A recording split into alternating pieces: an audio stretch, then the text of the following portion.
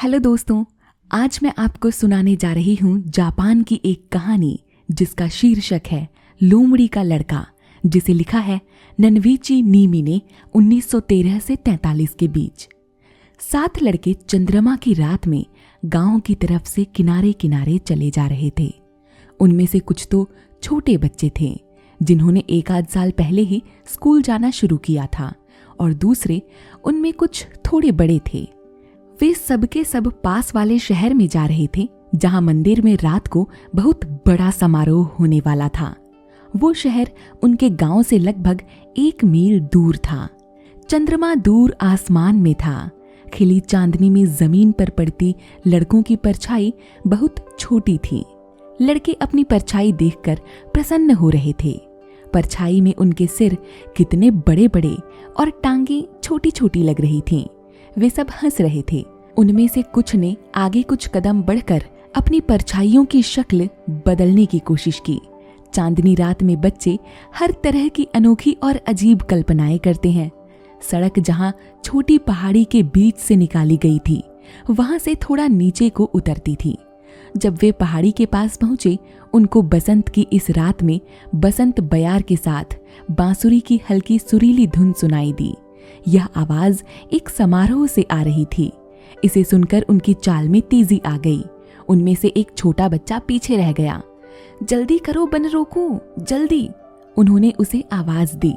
बनरोकू नाम का यह बच्चा वास्तव में अपनी तरफ से दूसरे लड़कों के साथ आने की पूरी कोशिश कर रहा था। चंद्रमा की रोशनी में भी साफ नजर आ रहा था कि वह एक सुंदर, दुबला पतला छोटा बच्चा था जिसकी आंखें बड़ी बड़ी थीं। मैं अपनी तरफ से तेज चल रहा हूँ काफी, उसने परेशानी के स्वर में उत्तर दिया। लेकिन ये स्लीपर मेरे नहीं हैं, मम्मी के हैं। लकड़ी की एड़ी के स्लीपर उसके नहीं थे, और वास्तव में उसकी पतली टांगें और छोटे छोटे बड़े पैर स्लीपरों में अजीब से लग रहे थे। शहर में पहुंचकर वे सबसे पहले बड़े बाजार में एक जूतों की दुकान पर गए। बनरोकू की मम्मी ने उन लड़कों से उसके लिए एक स्लीपर खरीदने के लिए कहा था।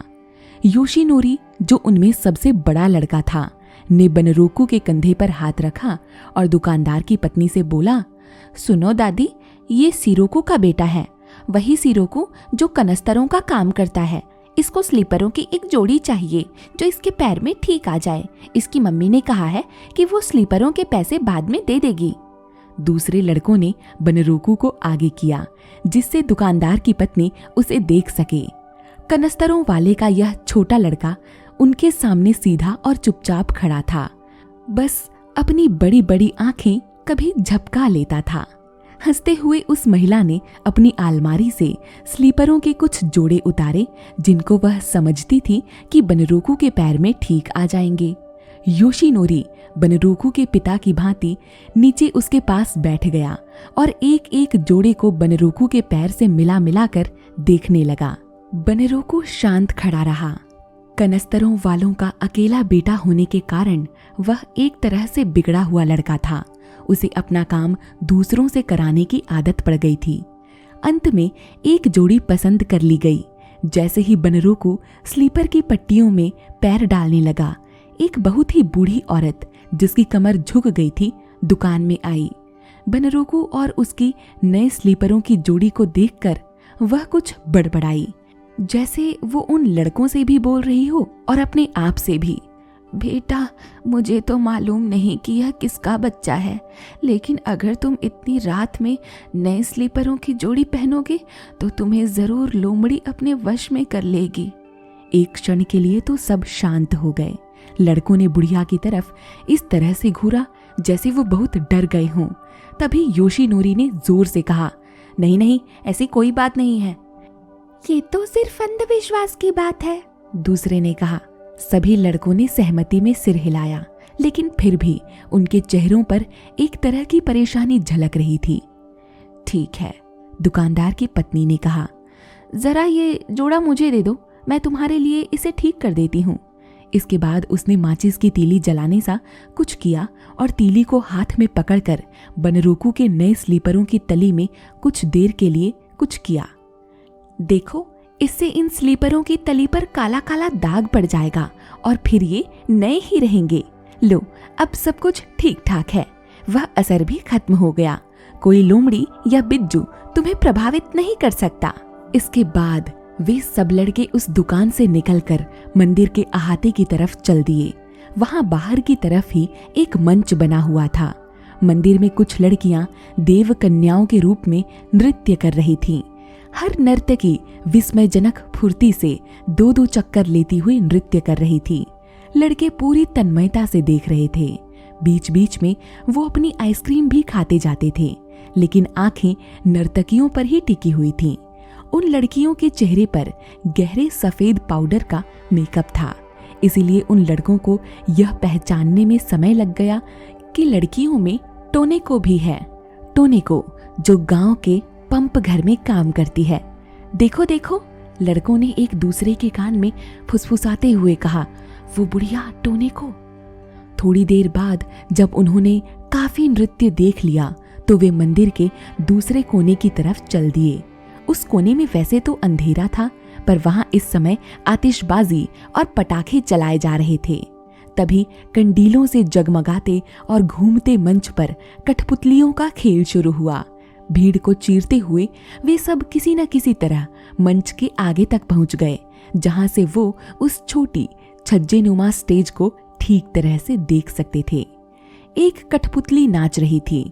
लड़कों ने उसे देखा। कठपुतली ना तो बड़ी उम्र की आदमी की तरह लग रही थी और ना ही बच्चे की तरह। उसकी काली आंखें इतनी चमकदार थीं कि यह विश्वास करना मुश्किल था कि यह असली आदमी है या नकली। बीच बीच में कठपुतली अपनी आंखें भी झपकाती थीं। लड़के यह तो जानते थे कि कठपुतली के पीछे इसे नचाने वाला खड़ा था, लेकिन फिर भी जब कठपुतली आंखें इधर उधर घुमाती थी तो एक बारगी डर जाते थे। तभी अचानक कठपुतली ने अपना मुंह खोला, लंबी जीभ बाहर निकाली और इससे पहले कि आश्चर्य में लड़कों की चीख निकल जाती, उसने अपना मुंह बंद कर लिया।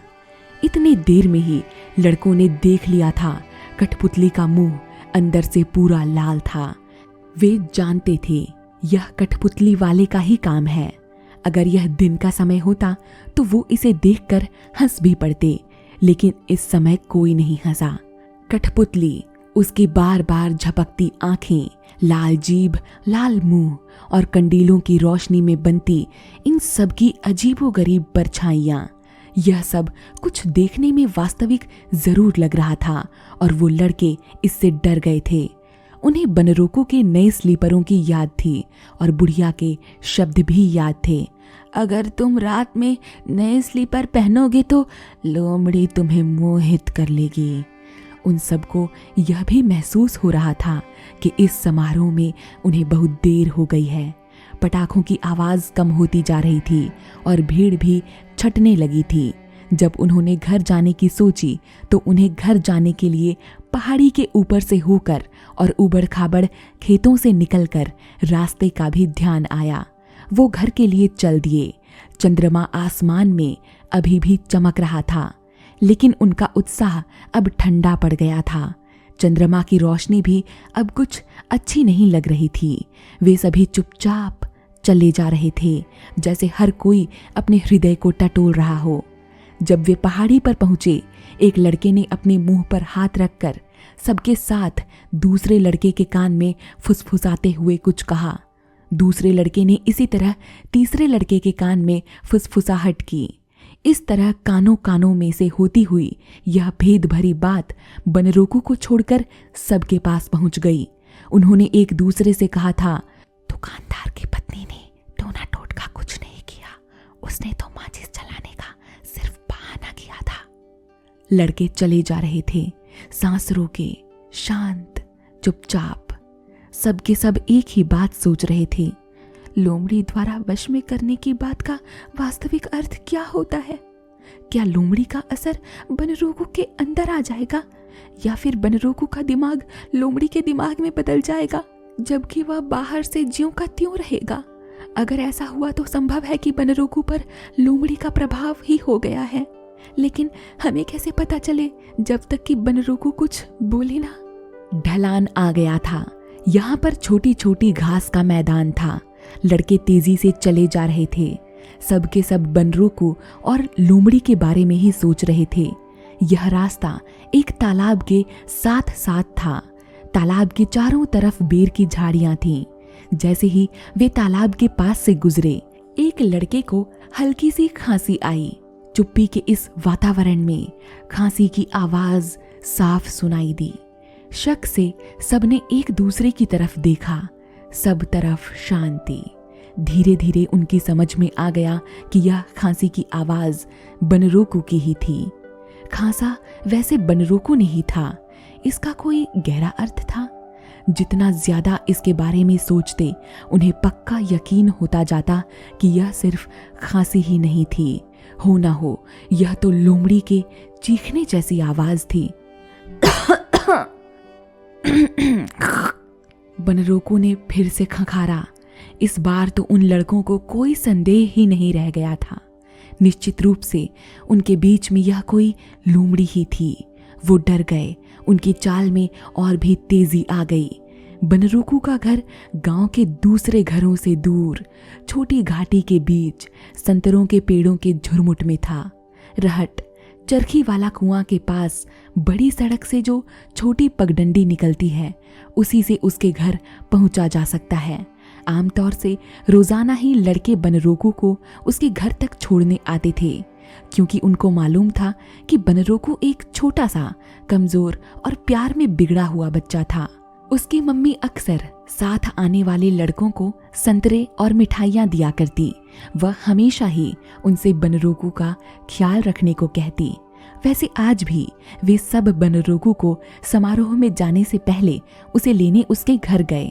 लड़कों का यह समूह अब रहट तक पहुंच गया था। उन्होंने देखा कि बनरोकू के घर के रास्ते पर लंबी लंबी घास उग आई थी। इस कारण अब वह रास्ता साफ नजर नहीं आ रहा था। उनकी आगे बढ़ने की हिम्मत नहीं हुई। ऐसा लगा जैसे कि बनरोकू को उसके घर तक छोड़ने की अपनी आदत अब वे भूल गए हों। लेकिन वास्तव में वे भूले नहीं थे। वे आज डरे हुए थे। उन्हें आज इस छोटे बच्चे से डर लग रहा था। अंत में बनरोकू अकेला ही अपने घर की तरफ चल दिया, लेकिन वह पीछे मुड़ मुड़ कर देखता जाता था।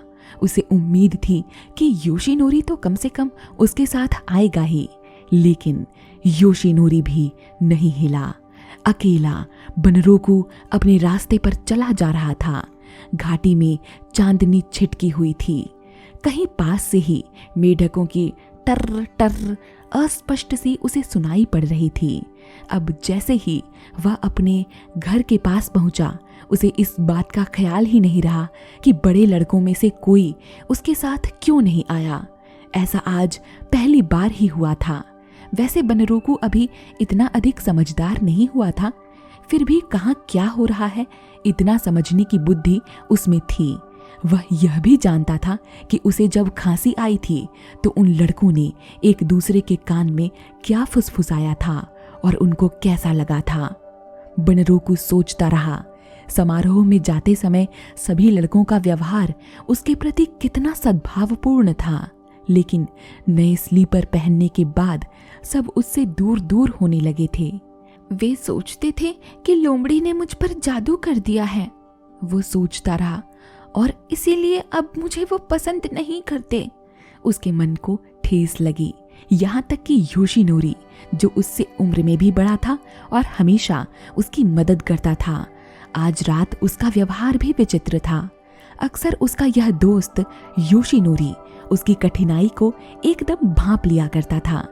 एक बार की बात, बनरोकू को सर्दी लग गई थी तो योशिनोरी ने फौरन अपनी गर्म जैकेट उतारकर उसे दे दी थी। पर आज रात जब बनरोकू को दूसरी बार खांसी उठी, तब भी योशिनोरी ने अपनी जैकेट नहीं दी। अब वह अपने घर के पिछले दरवाजे पर, जहां क्यारियों के बाड़े का सिरा था, पहुंच गया था। जैसे ही उसने लकड़ी का छोटा दरवाजा खोला, उसे जमीन पर अपनी परछाई दिखाई दी। तभी उसके दिमाग में एक संदेह उठा।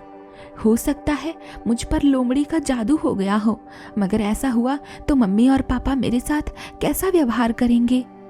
उसके पापा आज कनस्तरों के दुकानदारों की एक मीटिंग में गए थे। वे आज देर से लौटेंगे, इसीलिए बनरोकू और उसकी मम्मी ने सोने की तैयारी शुरू कर दी। पापा का इंतजार करने से कोई लाभ नहीं था। बनरोकू वैसे अब स्कूल जाता था, पर अभी भी मम्मी के साथ ही सोता था। वास्तव में वह माँ बाप का इकलौता बेटा था, प्यार में बिगड़ा हुआ, कमजोर। जब वे बिस्तर में लेट गए, उसकी मम्मी ने पूछा, अच्छा बेटा, आज समारोह के बारे में बताओ। बनरोकू क्या क्या करता है? मम्मी हमेशा ही सब कुछ जानना चाहती थी, पर जब वह स्कूल जाता, मम्मी उसे एक एक मिनट का काम पूछती कि वहां उसने क्या क्या किया। जब वह पहली बार शहर गया, वह पूछती रही कि उसने वहां क्या क्या देखा। जब वह सिनेमा देखने गया, मम्मी ने उससे पूरी कहानी पूछी थी। बनरोकू बातचीत में इतना होशियार नहीं था। जो कुछ भी वह देखता, सुनता, करता, वह मम्मी को जरूर बताता, पर धीरे धीरे अटक अटक कर। लेकिन मम्मी बड़े ध्यान से सुनती और उसकी एक एक बात का आनंद लेती। नर्तकियों में मम्मी वो एक लड़की भी थी, वो बुढ़िया सी पंप घर वाली लड़की, टोने को। बनरोकू ने कहा। ऐसी बात है? उसकी माँ ठठा कर हंसी। और दूसरी लड़कियां कौन कौन थी, तुम्हें मालूम है? बनरोकू ने अपनी बड़ी बड़ी आंखें खोली, जैसे वह याद करने की कोशिश कर रहा हो, लेकिन उसकी अगली बात का समारोह से कोई संबंध नहीं था। मम्मी, क्या यह सच है कि अगर तुम रात में नए स्लीपर पहली बार पहनो तो लोमड़ी जादू कर देती है? उसकी मम्मी को आश्चर्य हुआ। कुछ देर के लिए वह पेशोपेश में पड़ गई। एक बार तो उसकी समझ में नहीं आया कि बनरोकू किसकी बात कर रहा है, लेकिन जल्दी ही उन्हें इस बात का अंदाज लग गया कि इस छोटे बच्चे के साथ क्या बीती होगी। किसने कहा यह? मम्मी ने पूछा। बनरोकू ने अपना सवाल फिर से दोहराया। क्या ये सच है? नहीं, ऐसी कोई बात नहीं। बहुत पहले पुराने जमाने में लोग ऐसी बातों को मानते थे। तो ये सब झूठ है? हाँ, ये सब झूठ है। पक्की बात? हाँ हाँ, बिल्कुल पक्की। कुछ क्षणों के लिए बनरोकू शांत हो गया। उसने अपनी बड़ी बड़ी आंखें एक दो बार झपकाई। अंत में पूछा, मम्मी, अगर ऐसा हुआ भी तो आप क्या करोगी? अगर कैसा हुआ? मम्मी ने पूछा। मेरा मतलब है, अगर लोमड़ी मुझ पर अपना जादू कर दे और इस तरह मैं एक लोमड़ी बन जाऊं तो आप क्या करोगी? उसकी मम्मी बहुत जोर से हंसी। मम्मी बताओ, जवाब दो। परेशान सा होकर वह उठा और उसने अपनी मम्मी को झकझोर दिया। अच्छा अच्छा, मम्मी ने कुछ सोचते हुए कहा, अगर तुम लोमड़ी बन जाओ फिर तो हम तुम्हें अपने घर में नहीं रख सकते। बनरोकू ने जैसे ही मम्मी की बात सुनी, वो उदास हो गया। फिर मैं कहाँ जाऊंगा? उसने पूछा। तुम शायद करासून पर्वत पर चले जाओ, मम्मी ने कहा। कहते हैं लोमड़ियां अभी भी वहीं रहती हैं। फिर आप और पापा क्या करेंगे? उसकी मम्मी ने अपने चेहरे को गंभीर बना लिया, जैसा कि अक्सर बड़े लोग बच्चों को चिढ़ाते वक्त करते हैं। तब हम आपस में बात करेंगे कि हमारा प्यारा बनरोकू अब लोमड़ी बन गया है। इस दुनिया में अब हमारे लिए क्या है? कुछ नहीं। हमें भी अब आदमी की बजाय लोमड़ी ही बन जाना चाहिए। आप और पापा भी लोमड़ी बन जाएंगे? हाँ, तुम्हारे पापा और मैं नए स्लीपर खरीदेंगे और कल रात पहनेंगे और हम भी इस तरह लोमड़ी बन जाएंगे। तब हम तीनों मिलकर करासून पर्वत पर जा सकेंगे। बनरोकू की आंखें और चौड़ी हो गईं। क्या यह पश्चिम में है, जहाँ ऊंचे ऊंचे पर्वत हैं? हाँ हाँ, यह शिमाने प्रीफेक्चर में है, नारवा के दक्षिण पश्चिम में। क्या यह पर्वतों के बीच में है? हाँ, और देवदार के पेड़ों से ढका हुआ। क्या वहां शिकारी नहीं होते? तुम्हारा मतलब बंदूकधारी शिकारियों से है? वे तो वहां जरूर होंगे, क्योंकि वहां कोई आदमी तो रहता नहीं, बस जानवर ही जानवर हैं। अगर शिकारी हमें अपना निशाना बनाने लगे तब हम क्या करेंगे? हम एक गहरी गुफा में छिप जाएंगे और एक कोने में दुबक जाएंगे। शिकारी हमें देख ही नहीं पाएंगे। लेकिन जब बर्फ गिरेगी हमारे पास खाने के लिए भोजन नहीं होगा। जब हम भोजन की तलाश में बाहर निकलेंगे शिकारियों के कुत्ते हमें देख लेंगे। तब हम अपनी जान बचाने के लिए एक साथ भागेंगे। आपकी और पापा की बात तो ठीक है, आप दोनों बड़े हैं, तेजी से भाग सकते हैं, पर मैं तो अभी बच्चा ही हूँ, मैं पीछे रह जाऊंगा। हम तुम्हें अपने पंजों में लेकर भाग लेंगे। जब शिकारी कुत्ते हमारे पीछे होंगे। उसकी मम्मी चुप हो गई। जब वह फिर बोली तो उसकी आवाज में चिढ़ाने वाली बात नहीं थी। ठीक है, तब मैं तुम्हारे पीछे धीरे धीरे आऊंगी। क्यों? बच्चे ने पूछा। क्योंकि इस तरह शिकारी कुत्ता मुझे अपने दांतों में दबोच लेगा। वह मुझे तब तक पकड़े रहेगा जब तक कि शिकारी नहीं आ जाएंगे और वो मुझे बांध नहीं लेंगे। इस दौरान तुम्हें और पापा को सुरक्षित जगह पर पहुंचने के लिए काफी समय मिल जाएगा। बनरू को इस बात से भौंचक्का रह गया। घबराहट भरी आंखों से उसने मम्मी को घूरा। नहीं मम्मी, नहीं, वो चिल्लाया, तब हम आपके बगैर नहीं रह पाएंगे। लेकिन बेटा, और कोई तरीका भी तो नहीं है, मम्मी ने धीरे से कहा। मम्मी तो तुम्हारे पीछे धीरे धीरे घिसटती हुई सी आ ही जाएगी। नहीं मम्मी, आप नहीं, बनरों को फिर चिल्लाया। परेशानी में वो इधर उधर मचलता ही रहा जब तक कि उसने तकिया बिस्तर से नीचे नहीं गिरा दिया। तब वह कुछ क्षणों के लिए मम्मी से चिपट गया। उसकी मोटी मोटी आंखों से आंसू गिर रहे थे।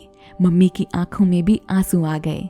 उन्होंने धीरे से अपनी बाह से आंसू पोंछ दिए।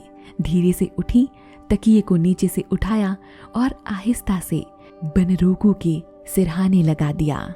दोस्तों, ये थी कहानी लोमड़ी का लड़का। उम्मीद है आपको पसंद आई होगी। अगर हाँ तो वीडियो को लाइक, चैनल को सब्सक्राइब जरूर कर दीजिएगा। मिलूंगी एक नई कहानी के साथ। तब तक के लिए बाय बाय।